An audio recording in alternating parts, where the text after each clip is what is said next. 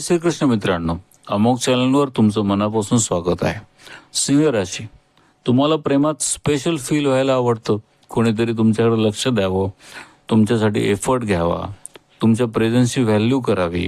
आणि ऑनेस्टली यात काहीही चुकीचं नाही आहे, कारण सिंह राशी प्रेमात खूप मनापासून इन्व्हेस्ट करते.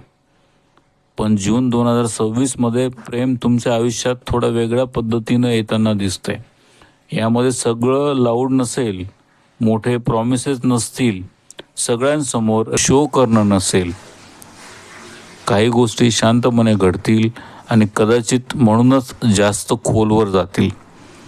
यामध्ये शुक्राचा प्रभाव तुमच्या इमोशनल एक्सपेक्टेशन्सवर खूप परिणाम करताना दिसतोय. म्हणून काही सिंह राशींना अचानक जाणवू शकतं की बाहेरून सगळं परफेक्ट दिसत असेल तरी आतून काहीतरी मिसिंग आहे. काही लोकांमध्ये अजूनही लोनलीनेस फील होऊ शकतो. कदाचित तुम्ही सुद्धा हे अनुभव करत असाल.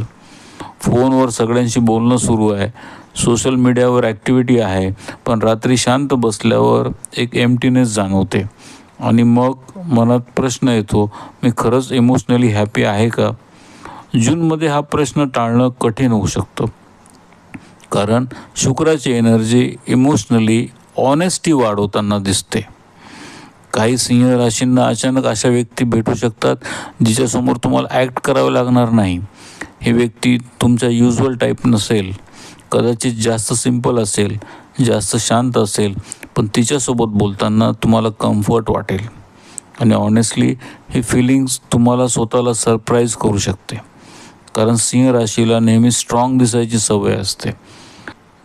जूनमध्ये कोणीतरी तुमचं खरंच इमोशनल साईड पाहू शकतो. सिंगल सिंह राशीसाठी अनएक्सपेक्टेड इमोशनल कनेक्शन्स तयार होण्याची शक्यता दिसते.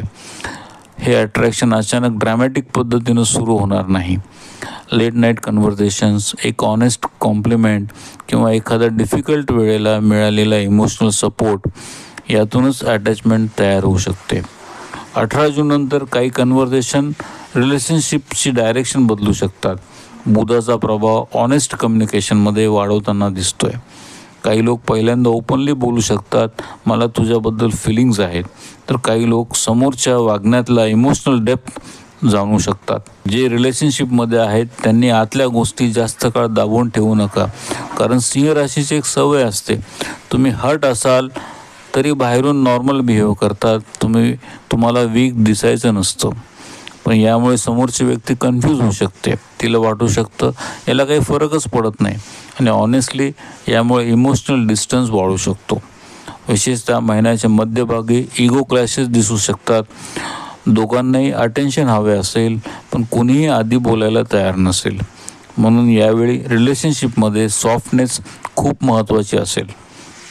कधीकधी फक्त एक सिंपल मेसेज, तू ठीक आहेस ना, हे सुद्धा रिलेशनशिप हिट करू शकतं. मॅरिड सिंह राशींना जूनमध्ये इमोशनल क्लॅरिटी मिळू शकते. काही लोकांना जाणवेल की पार्टनर खरं तर खूप प्रयत्न करत होतात, पण आपणच इमोशनली अनअवेलेबल होतो. तर काही कपल्सना पुन्हा इमोशनली रिकनेक्ट फील येऊ शकतात. आणि ऑनेस्टली कधीकधी रिलेशनशिपमध्ये मोठे चेंजेस करण्यापेक्षा फक्त खरं बोलणं पुरेसं असतं. काही सिंह राशींना जूनमध्ये हिडन ट्रूथ समजू शकतो. कोणीतरी खरंच काय फील करत होतं किंवा कोणीतरी काय अटेन्शन देत होतं, प्रेम नाही, हे अचानक क्लिअर होऊ शकतं. सुरुवातीला ही क्लॅरिटी दुखावू शकते, पण नंतर मन हलकंही वाटेल, कारण अनसर्टन्टीपेक्षा ट्रूथ सोपं असतं. सिंह राशी, यावेळी प्रेम प्रूव्ह करण्यापेक्षा शांतपणे जगून पहा. सगळ्यांसमोर परफेक्ट दिसणं गरजेचं नाही. काही कनेक्शन्स फक्त 2 लोकांमध्ये क्वाइटली ग्रो होतात, आणि कदाचित जून 2026 संपेपर्यंत तुम्हाला जाणवेल की खरं प्रेम नेहमी लाऊड नसतं. कधीकधी ते खूप शांत असतं, पण तरीही आयुष्य बदलून टाकतं. दिवसभरात अनुभव आला त्या भविष्याची आठवण ठेवा आणि सबस्क्राईब करा. पुढच्या दिवशी पुन्हा भेटूया अमोक चॅनलवर. धन्यवाद.